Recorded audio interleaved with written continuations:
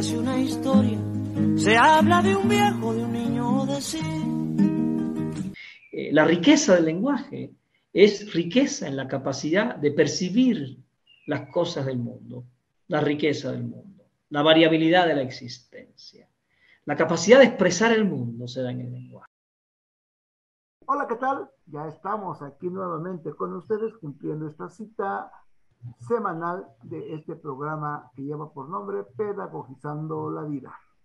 Se encuentra con ustedes su amigo y colaborador Tapén, y también se encuentra el doctor Miguel Erasmo Saldívar. Hola, estimadísimo doctor, ¿cómo estás? Muy bien, mi querido Tapén, gracias por la invitación y les doy la bienvenida a todos los radioescuchas a esta nueva emisión del programa Pedagogizando la Vida. Un gusto, un placer grande estar acá. Perfecto. Pues hoy hemos celebrado el acuerdo con el doctor de desarrollar un tema que tiene que ver mucho con los temas de apoyo a la pedagogía de la vida cotidiana y cómo podemos nosotros incidir en este labor de la pedagogía de la vida. Hoy traemos para ustedes el tema que lleva por nombre cultura, autoestima y emancipación. Doctor Miguel, pues vamos entrando en materia. ¿Pudiéramos ampliar el concepto de cultura desde un enfoque crítico? Adelante, doctor. Bueno, mira, es importante que los radioescuchas que están con nosotros ahorita entiendan que le llamamos cultura. Generalmente cuando se le pregunta a las personas qué es cultura, empiezan a enumerar, ¿no?, aspectos como la música, el arte, la pintura, la lengua, las creencias, la religión, etcétera, etcétera, etcétera. ¿No? Enumeran muchas cosas. Pero realmente se comete el error, porque cultura es todo. Cultura es todo lo creado por el hombre, en oposición al concepto de naturaleza. O sea, lo natural es lo que el hombre no creó. Lo natural es todo aquello que estaba aquí a partir del desarrollo evolutivo del planeta, de la vida, etc. Y cultural es todo lo que el hombre creó. O sea, cuando estamos haciendo excavaciones y encontramos un hacha de piedra, eso no es un elemento natural, aunque está construido con elementos naturales, pero es un hacha de piedra, fue creada por el ser humano. Porque el ser humano toma las cosas de la naturaleza y elabora productos para satisfacer sus necesidades. Pero el ser humano no solo satisface sus necesidades materiales, de comida, ropa, techo. El ser humano también tiene necesidades espirituales. Y es por eso que el ser humano mismo hace una mesa, hace una silla, hace una casa, pero también hace un poema, hace una canción, ¿verdad? Pinta un cuadro. Entonces llamamos cultura a todo lo creado por el hombre, tanto material como espiritual. Porque como ya se dieron cuenta, el hombre crea cosas materiales y cosas espirituales. Entonces, cuando alguien nos dice, profe, la música es cultura, le decimos no. Cultura es todo lo creado por el hombre. La música es una producción cultural, una manifestación de la cultura. Pero no es cultura. Dejamos el término cultura o la categoría cultura para todo lo creado por el hombre. Entonces, la danza no es cultura. No, la danza es una manifestación de la cultura. Y la pintura es una manifestación de la cultura. Y la arquitectura es una manifestación de la cultura. Entonces, por ejemplo, y la lengua es una creación cultural, es una manifestación de la cultura. Entonces tenemos, por ejemplo, pueblos conocidos como pueblos zapotecas que crearon una lengua, crearon una música, crearon forma muy específica de ser ellos, pero también crearon forma de cocinar, tipos de casa. Entonces, a eso le llamamos cultura zapoteca. O sea, cultura zapoteca es todo lo creado por esas personas que son reconocidas como zapotecas, tanto material como espiritual. Y tenemos cultura mije. Entonces, los mijes tienen una lengua diferente a la lengua de los zapotecas. Comen diferente, bailan diferente, se enamoran diferente, establecen amistades de forma diferente y tienen palabras diferentes para nombrar cosas diferentes, ¿no? Y tienen palabras diferentes para nombrar cosas iguales. Entonces, cultura es todo lo creado por el hombre, tanto material como espiritual. Pero el hombre, también hay que pensar, ha creado muchas cosas malas y muchas cosas buenas. Ha creado cosas que dignifican la vida en general. Pero también ha creado cosas que agreden la vida. El hombre creó el alcoholismo, que es una enfermedad muy triste. El hombre creó las bombas nucleares, que son instrumentos de muerte, que asesinan, que destruyen. El hombre creó el egoísmo, la ambición, que tanto daños ha hecho. Pero el hombre también creó el amor, la amistad, la solidaridad. Entonces hay un filósofo cubano que me gusta mucho, Rigoberto Pupo Pupo, y también Pablo Guadarrama, son dos filósofos cubanos que me gusta leer, y ellos defienden la idea que no todo lo que el hombre ha creado debe convertirse en patrimonio cultural, en parte de la cultura, porque hay cosas que son anticultura. Entonces, para estos filósofos, el egoísmo, la ambición, eso es una anticultura. La destrucción del medio ambiente es anticultura. Entonces ellos proponen que el concepto, la definición de cultura diga, cultura es todo lo creado por el hombre, tanto material como espiritual, que dignifica la vida. Y todo aquello que no dignifica la vida debe ser expulsado, debe ser anulado de la cultura de los seres humanos. Porque Doctor, no vivimos en un mundo neutro. Sí, dime. sí, sí, algo muy interesante que estás diciendo, porque esto entonces tierra por tierra algunas creencias muy difundidas en la sociedad contemporánea de relacionar cultura a veces con el consumo de cierto material predilecto, exclusivo, como que el que escucha música clásica es amante de la cultura. Esa es una Sí. visión muy reduccionista, porque entonces cultura. Desde esa perspectiva, todos los seres humanos tenemos una cultura y además No, pertenecemos de a una hecho, cultura. todos los seres humanos son cultos. Todos los seres humanos son cultos. Sin cultura no hay humanidad. No hay hombre inculto. Pero hay una creencia pedantesca de que cultura es acumular títulos, acumular ciertos conocimientos predilectos para el sistema capitalista de explotación. Esos no son hombres cultos, como decía Gramsci. Esos son pedantes, gente despreciable. El hombre de pueblo que habla la lengua zapoteca y me habla a mí en español, pues si somos consecuentes, ese hombre tiene más cultura que yo, porque yo solo hablo el español, no hablo el zapoteco. Entonces él tiene dos lenguas. Entonces la maestra que piensa que un niño, mije, ay, este niño, mira cómo tiene problemas, ¿no? Sí, pero ese niño habla español y mije, y ya ese niño tiene dos lenguas, usted tiene una sola. O sea, tenemos que ser consecuentes con esto. Es un niño muy culto comparado conmigo, por ejemplo, ¿no? Entonces, la cultura nos da dignidad a todos los seres humanos. La cultura no es lo que se adquiere en la escuela. En la escuela se adquieren conocimientos y habilidades, ¿no? Y se enriquece la cultura, pero la cultura se adquiere en la vida. Claro, la persona que entra en relación con otras culturas, pues tiene más cultura, tiene más riqueza cultural, puede entender al zapoteca, al mixteca, al mije, al guave, tiene más tolerancia incluso, está más preparado para defender el derecho a las diferencias, porque él ha tenido acercamiento a diversidad de cultura y es capaz de valorar la riqueza y el potencial que le da al ser humano toda esa diversidad. ¿Te imaginas qué triste sería que todos habláramos la misma lengua, oyéramos la misma música, bailáramos lo mismo? O sea, la fuerza del hombre está en la diversidad cultural. Pero todos somos hombres cultos. Aunque algunos son iletrados. Eso no significa que sea inculto. Es culto e iletrado. Ambas cosas a la vez. O sea, no sabe leer, pero eso no significa que sea inculto. Usted sabe leer, no significa que sea más culto. No podemos caer en estos errores graves que han justificado incluso cosas bárbaras. Bien, doctor, entonces son todas las actividades que ha hecho el hombre, pero pudiéramos ocupar una especie de clasificación, pudiera haber cosas como más importantes para una cultura, por ejemplo, la lengua. Bueno, hay quien dice, a mí me gusta mucho decir, la lengua es la hija más amada, la hija más predilecta, la hija primerísima de la cultura. porque si se pierde la lengua, se pierde toda la cultura. Ninguna cultura puede sobrevivir la desaparición de su lengua.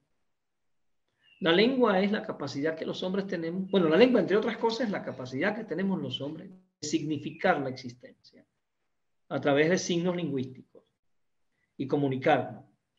Y yo digo, tengo hambre, tengo apetito, estoy famélico, estoy hipoglicémico, son grados diferentes de una sensación que tengo, y el lenguaje me permite a mí esa riqueza en la expresión de mis estados sensitivos y de mis estados emocionales.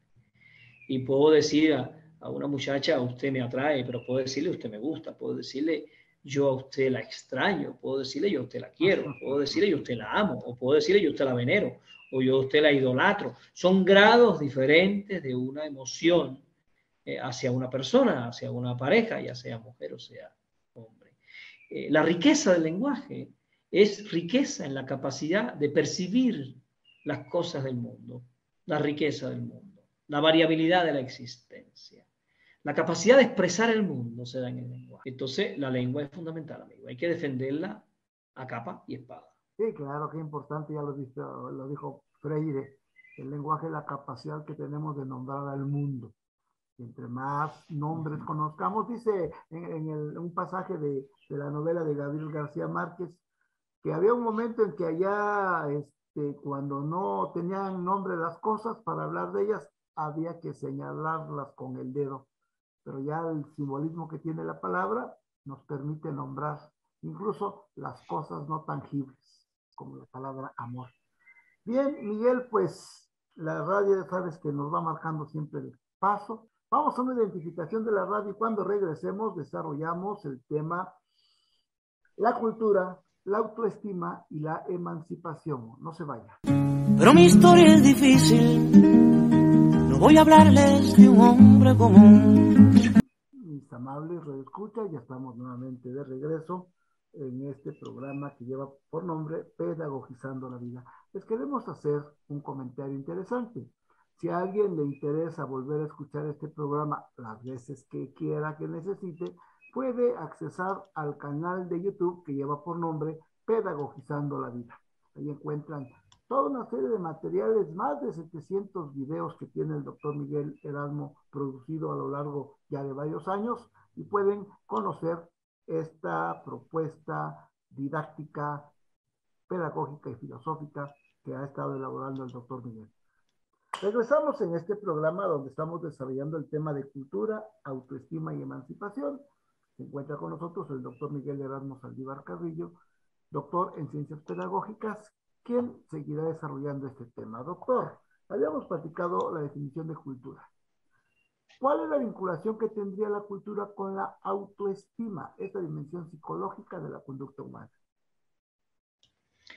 Bueno, imagínate tú que si dijimos que cultura es la creación, todo lo creado por el hombre, tanto material como espiritual, cuando nacen los niños, los cachorros humanos, los cachorros del Homo sapiens sapiens cuando nacen, llegan a un nicho cultural, ¿verdad? Y empiezan a aprender, o empiezan a internalizar. Esa palabra le gustaba mucho a un psicólogo que yo leo mucho que se llamaba Lev Semenovich Vygotsky. El niño empieza a aprender. ¿Y de dónde aprende? De esas relaciones culturales que lo rodean. Ahora imagínate tú que el niño nace en una comunidad oaxaqueña, pobre, excluida, donde le robaron el agua, le robaron las minas, le robaron los recursos. Vive en una pobreza indignante. ¿Qué está aprendiendo ese niño? ¿Qué cultura está ese niño internalizando? Porque ese niño puede crecer pensando que esas cosas son correctas. Como hace la radio neoliberal, que le dice a la gente que la gente no triunfa porque la gente no se esfuerza.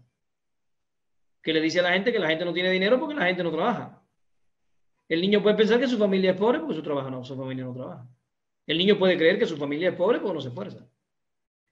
Pero alguien tiene que explicarle que esta pobreza tiene una historia de siglos, de despojos, de robo. Entonces la autoestima no es independiente del sistema de relaciones en las que la gente viva. La autoestima se construye subjetivamente pero tiene una fuente o tiene una referente objetivo en la realidad. Entonces tiene mucho que ver la autoestima con la cultura, porque si la cultura es machista,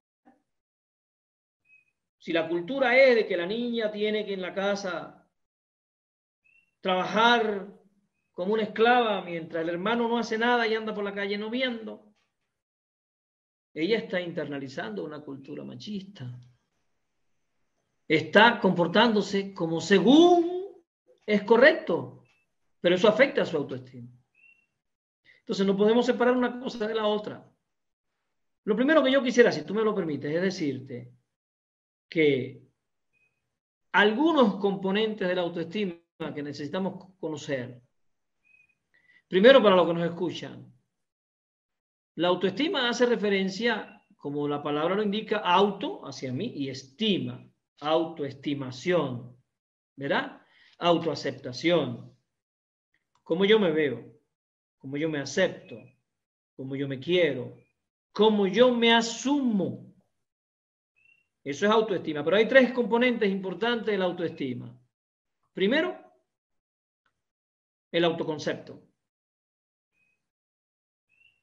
El autoconcepto que muchos autores establecen que es el aspecto central, más importante.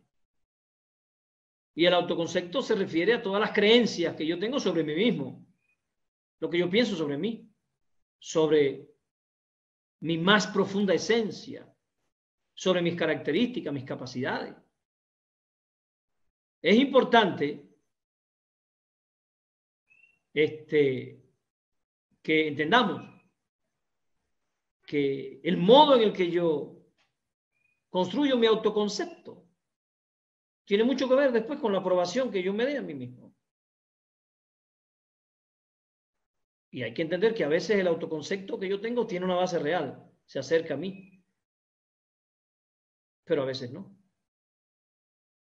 Si yo soy una muchacha que pienso que soy mala porque mi esposo quería comer a las 7 y yo a las 7 no tenía la comida hecha, eso es un autoconcepto incorrecto. Yo no soy malo o mala por eso, pero la sociedad me ha construido y me ha educado para que yo piense que yo soy una mala esposa si yo no le sirvo a mi esposo como él quiere. Me quitan el valor a mí, porque si yo soy un ser humano con dignidad, y tú y yo y mi esposa, o yo y mi esposo tenemos la misma dignidad, entonces yo no estoy aquí para servir subalternamente a nadie. Yo no estoy aquí para ponerte la mesa. Somos una familia. Somos dos construyendo una familia. Somos dos que ponemos tiempo, emoción, esfuerzo y voluntad. No es yo limpio el piso, yo lavo la loza, yo hago la cocina, yo hago todo, yo trabajo en la calle y tú nada, porque ahí hay una relación de sometimiento que afecta la autoestima de una de las partes. Bueno, afecta las dos autoestimas, porque la otra parte puede creerse mejor que los demás y ahí hay un problema. Entonces te dije, un primer elemento que constituye la autoestima, que es fundamental, es el autoconcepto. Un segundo elemento es el autoconocimiento. O sea, si yo me conozco, si yo sé realmente cuáles son mis características. No pensemos que esto es cualquier cosa. Mucha gente vive, nace, vive y muere. Y nunca se habló, honestamente, nunca se conoció. Yo soy bueno para algo, ¿para qué yo soy bueno? Y si a mí me dicen, a ver, doctor, a ver, Miguel, ven acá, a hacer esto, yo tengo que ser capaz de decir, mira, yo en eso soy malísimo, si quiere yo lo hago, pero yo tengo mala memoria, a mí se me va a olvidar, yo no voy a poder hacerlo como ustedes quieren, ¿no? ¿Por qué? Porque yo en eso no soy bueno, no hay problema, yo me conozco, no tengo por qué presentarme como si fuera monedita de oro para que todos me quieran. Entonces es importante el autoconocimiento, que usted sepa cuáles son sus verdaderas habilidades, sus capacidades, y dónde usted no va a poder dar el ancho. Eso no es para que la gente se sienta mal, o sea, no hay que ser bueno en todo. Eso no es para que yo piense, ¿no? Miren, una autoestima correcta es decir, miren, yo soy malo para leer. No me gusta leer. Dime lo que tú quieras. A mí no me gusta leer.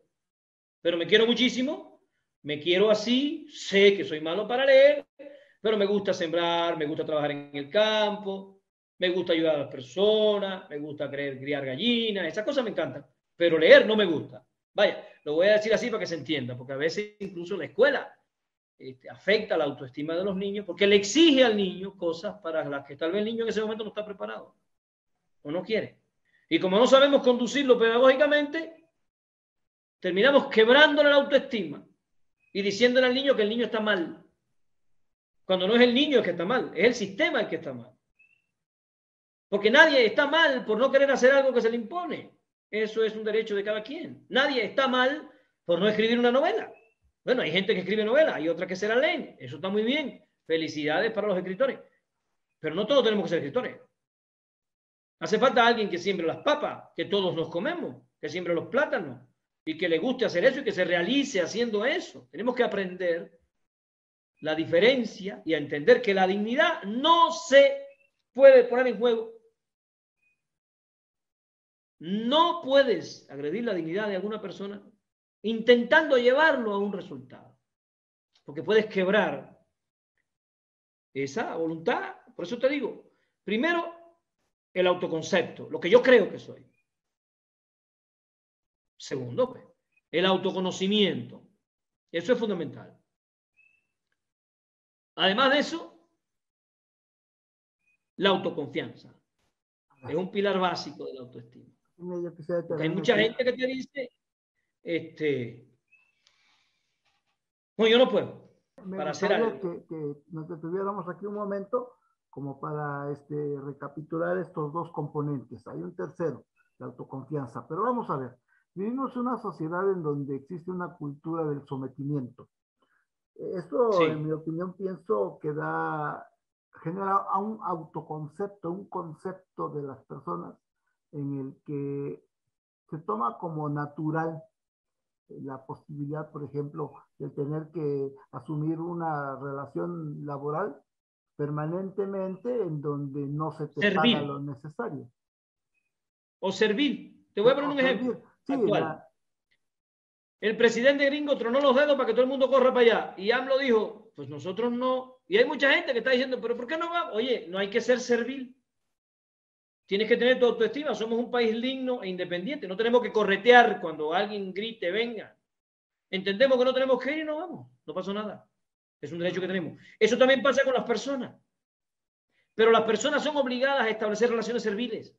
Claro. Porque si no, no te pago. Con toda una serie de eslogan y de verdades creadas por el sistema en el que, por ejemplo, nos venden la idea que el que no nació para servir, no nació para vivir o no sabe vivir.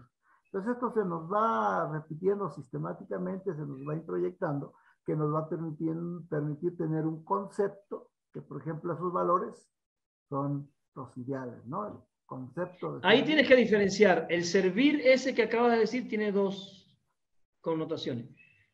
Servir en el sentido espiritual o servir en el sentido de la subalternidad. Claro. Es que lamentablemente no se difunde más el de la subalternidad. Tú sirves, tú no te preocupes si lo que es tu trabajo es explotado, mal pagado, sino tú esfuérzate por servir y agradar, en este caso, a los demás, de una manera muy irreflexiva. Esto yo pienso que nos lleva a que tengamos un autoconocimiento un tanto limitado. La autoestima se construye socialmente. Entonces, el autoestima que tenemos muy difundida, pues es una estima de subalternidad. Vamos a ir nuevamente a una pausa de nuestra radio y cuando regresemos, el doctor Miguel estará desarrollando el tercer componente que es la autoconfianza. No se vayan, no se despeguen. Haré la historia de un ser de otro mundo, de un animal de galaxia.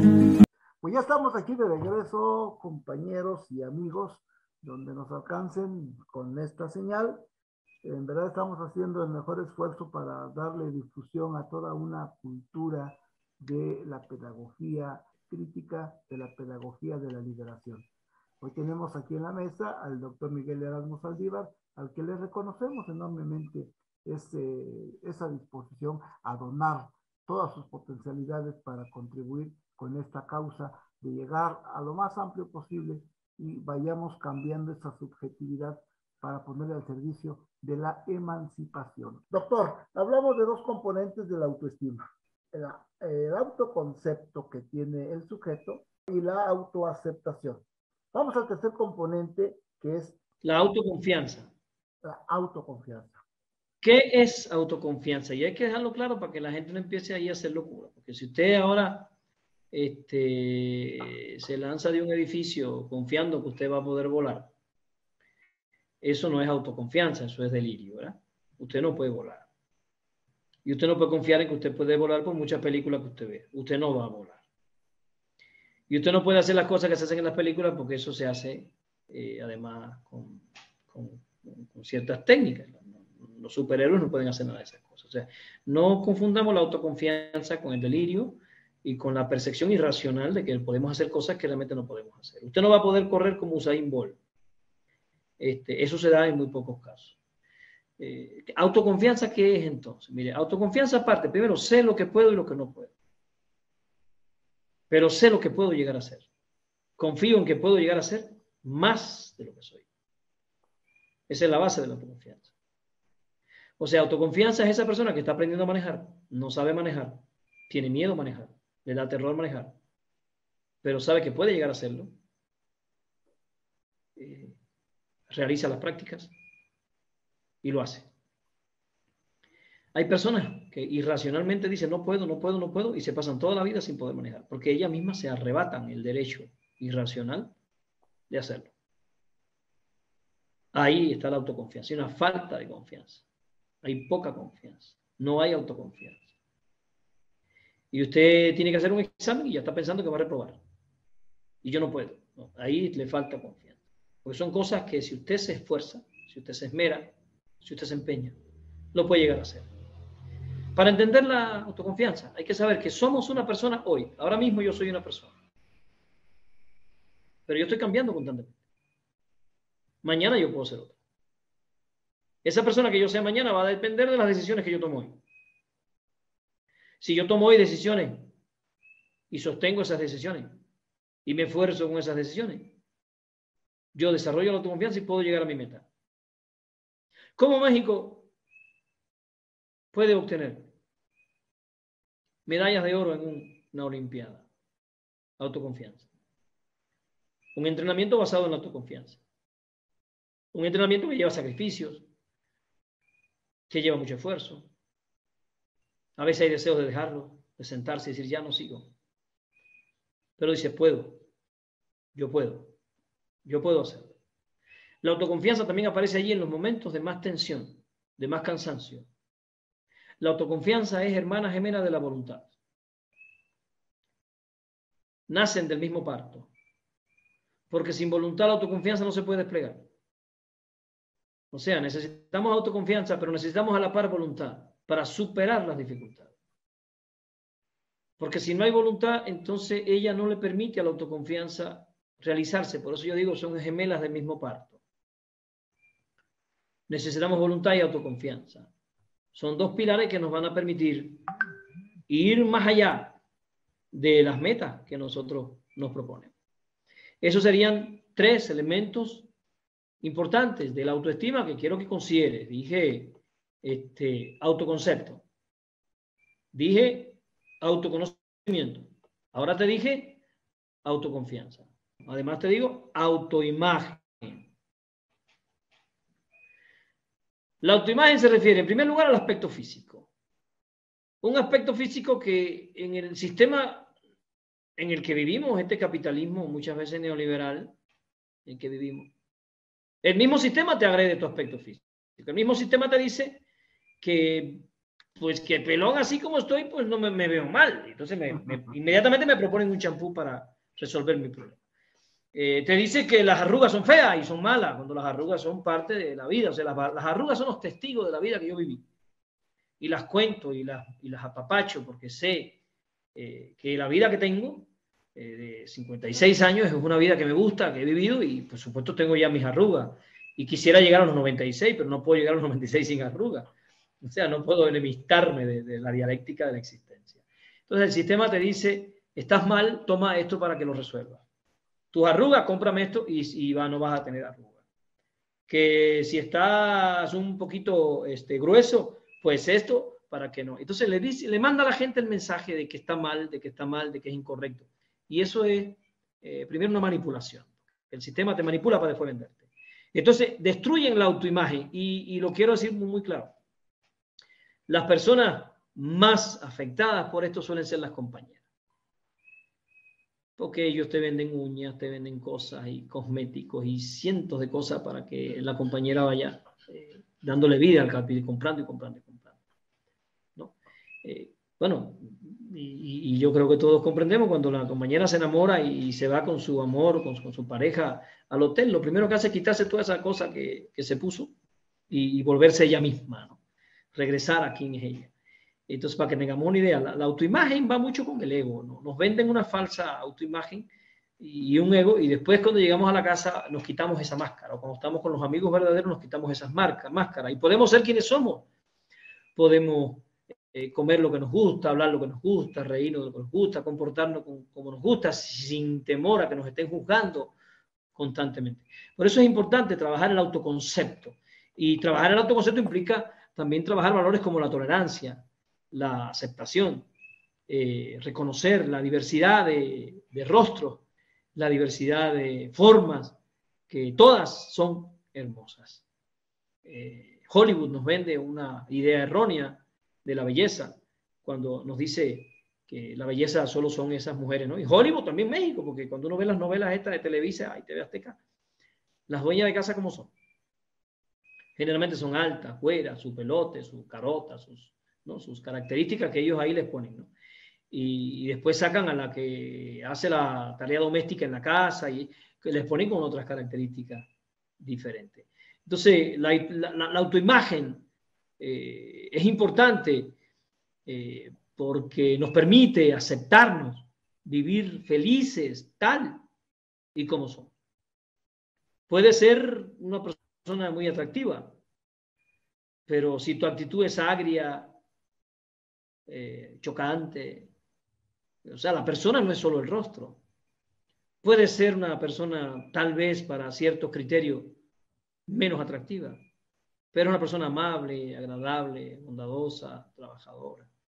Aquí aparece un libro que a mí me gusta mucho, El Principito, que yo estoy seguro que tú has revisado bastante, mi querido Tapén. Y hay una frase en El Principito que se refiere a esta autoimagen. Y dice, lo verdaderamente esencial es invisible a los ojos. La autoimagen no solo tiene que ver con mi apariencia física. La autoimagen tiene que ver con la persona que eres, con el ser humano que eres. La autoimagen tiene que ver también con tu capacidad de ser bondadoso, de ser amable y saber cómo eres, saber incluso qué reacciones provocas en los demás. Todo eso es fundamental. Y el último elemento fundamental en la autoestima es la autoaceptación. La autoaceptación, además, que es aceptarme a mí mismo como soy. Porque puede que yo todo lo demás lo tenga bien, pero no me acepto porque me estoy poniendo constantemente retos. No hay un momento en que me detengo y me digo, me quiero, me abrazo, me acepto así como soy. O sea, pues quiero seguir trabajando, pero así me acepto. Hay gente que nunca se acepta. Gente que es sobreexigente todo el tiempo. Gente que está creando tensión todo el tiempo, ¿no? Y no logran estar en paz consigo mismo. Por eso es importante también hablar de este elemento de la autoestima, la autoaceptación. Mucha gente incluso son conscientes de sus logros, son conscientes de las cosas buenas que tienen, son conscientes incluso de que su apariencia puede ser agradable a los demás, conocen sus talentos y hasta usan esos talentos para ayudar a otros, pero no se aceptan. No se aceptan así como son. La aceptación consiste en respetar y abrazar todo lo que yo soy. Fíjate, todo lo que soy bueno y todo lo que soy con mis limitaciones. O sea, saber la persona que soy. A veces yo me enojo, a veces yo no me tolero, a veces yo mismo quisiera meterme en un saco y lanzarme al río, pero me tengo que querer, porque todo el tiempo no puedo ser, ¿no? De saber exactamente quién eres y aceptar eso que eres. No significa no luchar, no significa no tratar de avanzar, pero avanzar y luchar sobre la aceptación. Claro, Miguel, es correcto, porque esto de autoaceptación es muy diferente a resignación. No puedo hacer esto y no lo voy a poder hacer nunca. La autoaceptación es decir, tengo algunas limitantes y por qué no hasta racionalizarlas. No lo puedo hacer porque no me he dado la oportunidad o de aprenderlo o de practicarlo o de decidirme a hacerlo, ¿no? Bueno, Miguel, pues ahí está. Además, amable radio escuchas, estas importantes palabras que nos da el doctor Miguel, nos habla de los componentes que tiene la autoestima, aspectos que debemos de cuidar, no lastimar en los seres humanos que están a nuestro alrededor, porque también nosotros podemos contribuir a afectar la autoestima, o en la escuela misma, decía el doctor, cuando se exigen de manera desmedida cosas que el propio sujeto no puede realizar, puede ser que estemos afectando la autoestima. Vamos a una identificación de la radio y regresamos para desarrollar el tercer elemento. ¿Qué relación tiene la cultura, la autoestima con la emancipación? No se vayan, regresamos. Nació de una tormenta, en el sol de una noche, el penúltimo mes. Bien, amable radio escucha, ya estamos nuevamente con ustedes en esta recta final de este programa de este día, Pedagogizando la Vida. Hoy estamos hablando de la cultura, la autoestima y la emancipación. Ya nos detalló el doctor Miguel todos estos elementos y su relación entre la cultura y la construcción de la autoestima. Doctor Miguel, ¿cómo se relaciona todo esto con la ruta de la emancipación? Fíjate que tú mismo, cerrando el espacio anterior, terminaste con una palabra y preguntaste, ¿autoaceptación es lo mismo que resignación? No. Ahí tenemos que estar muy claros. Primero, la persona resignada es la persona sin salida. La persona que cree que hay un destino, él no tiene nada que hacer. Él no tiene nada frente a ese destino, todo está hecho. Él no puede frente a ese destino. Se resignó. Ya perdió la esperanza. Su voluntad mermó. Está resignado. Ya está ahí tirado, creyendo que no hay nada que hacer. Eso no es autoaceptación. Eso es resignación. La autoaceptación parte de que yo acepto lo que soy con potencialidades y limitaciones. Y esa autoaceptación me lleva a entender también mis condiciones reales para yo enfrentar los retos que tiene la vida. Ahora, ¿qué tiene que ver la autoestima con la emancipación? A ver, mi amigo, es muy difícil emanciparnos.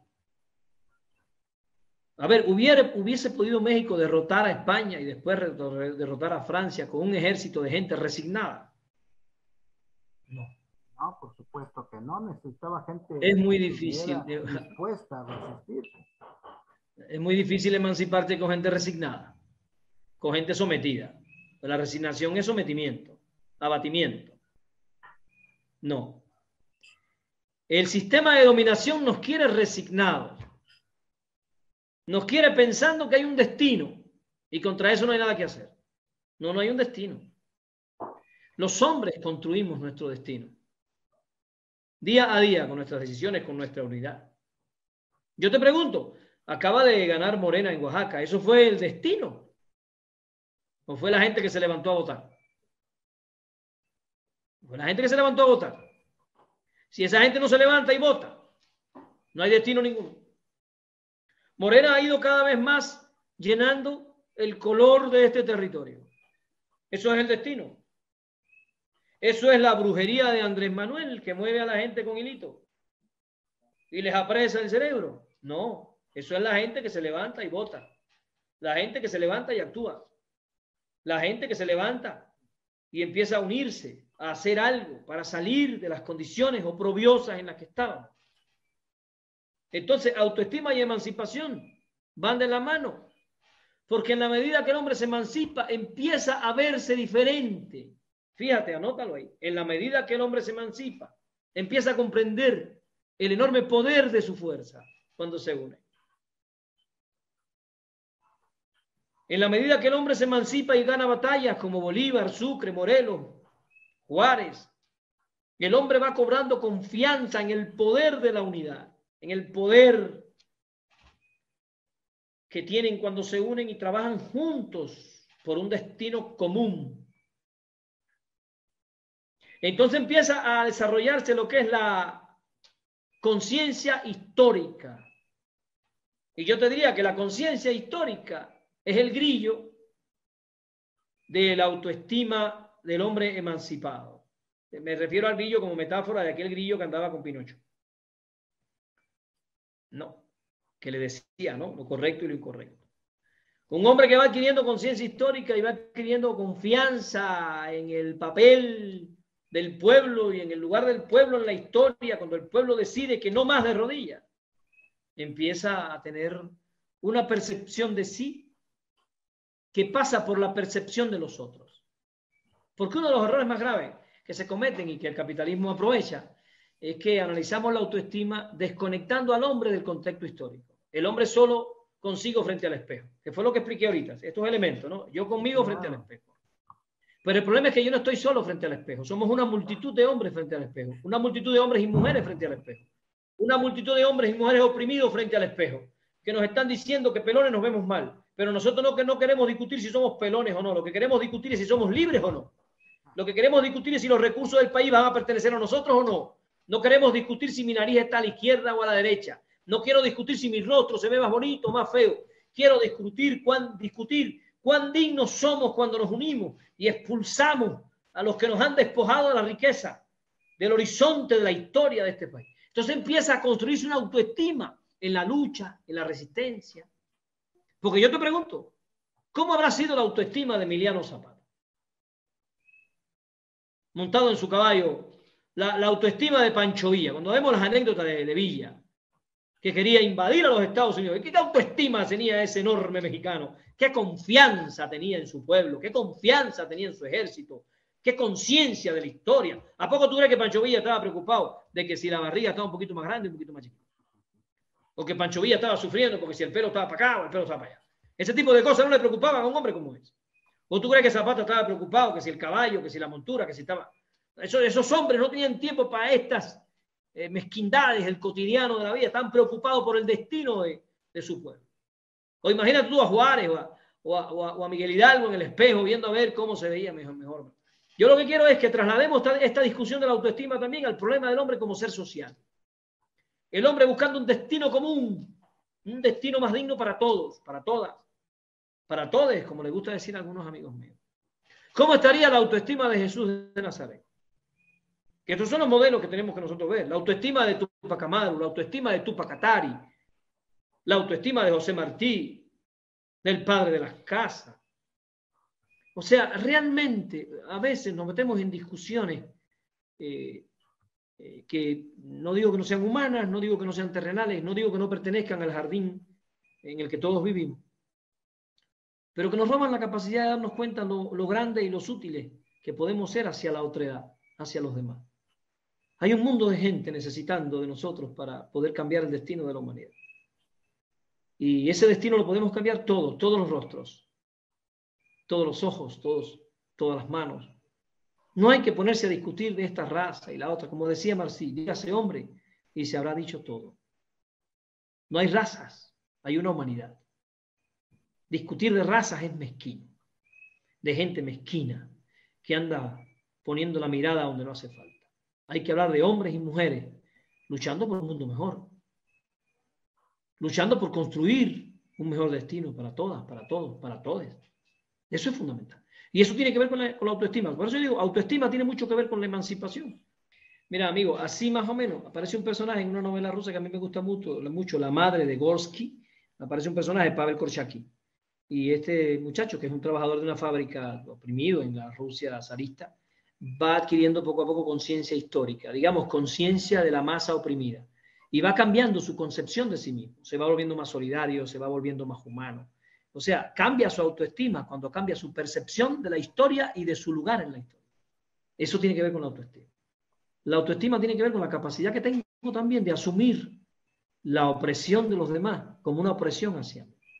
Como decía el Che, porque el Che decía, si te ofende la opresión que se hace hacia otro hombre, entonces somos hermanos, ¿no? Entonces, mientras haya un hombre y una mujer que viva indignamente, nosotros tenemos que buscar una autoestima que se fundamente en la lucha, que se fundamente en la conciencia histórica, una autoestima que se fundamente en la solidaridad humana, en la capacidad de darnos hacia los demás. Y aquí sí te lo digo, en la capacidad de servir, pero servir en el sentido espiritual, servir en el sentido solidario, servir en el sentido de hermandad, no servir en el sentido de sometimiento, de esclavitud, de abatimiento, de indignidad. Ese es servir.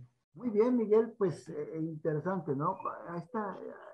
La diferencia es solamente de que no podemos trabajar la autoestima de un sujeto aislado de la historia, sino es desarrollar la autoestima colectiva, un sujeto que se autoconozca, que se autoestime, que se autorreconozca, que tenga autoconfianza, todo dentro de esta otredad, reconociendo al otro. Fíjate que no quiero llegar al extremo de dejar de discutir la idea de que no existe la autoestima del individuo, o sea, la autoestima como fenómeno psicológico individual, ¿no? Hay que validarla y de eso hemos hablado hoy.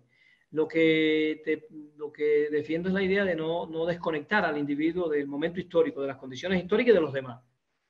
Fíjate qué importancia tiene esto, porque dice las epistemologías del sur, nos enseñan de que también la propia lucha social también es constructora de conocimiento, porque va formando un individuo que en el proceso y en la praxis de su lucha va cobrando autoconfianza, va cobrando autoconocimiento, va construyendo esperanzas del futuro. Bien, Miguel, pues fíjate que estamos llegando al final de este programa de este día. Pues agradecemos enormemente tu aportación, agradecemos a los amables radioescuchas y les recordamos que Pedagogizando la Vida está también en el canal de YouTube y lo pueden buscar con este nombre. Miguel, muchísimas gracias, el tiempo se nos agotó, nos vemos para una próxima emisión de este programa. Les mando un abrazo sin COVID a todos los radioescuchas.